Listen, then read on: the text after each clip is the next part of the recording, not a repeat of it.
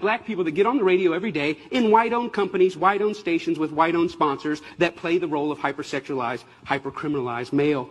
I ask these advertisers, I say, I've got hundreds of songs a day that celebrate killing animals. Will you put them on your station? They said, no. I got hundreds of songs a day that talk about assaulting women and abusing kids. Would you put them on your station? They said, no. I said, I got hundreds of songs a day that talk about murdering blacks. Would you put them on your stations? They said, well, that depends.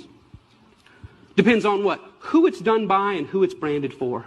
Because if we can get black folks to sing about it and we can brand it for our youngest black audiences, I think there's money to be made. I think there's American appetites to see these people that way.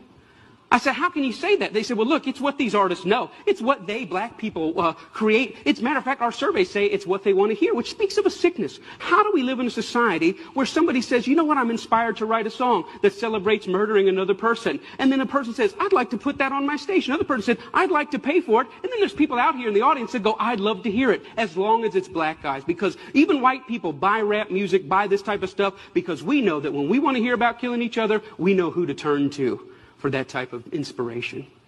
We call it our music. We say we own it. White people buy more rap than black people. Yeah, but we're very careful to turn it down at the stoplight when other black people are there. Why? Because we know we're just pretending. For them, it's more authentic and real.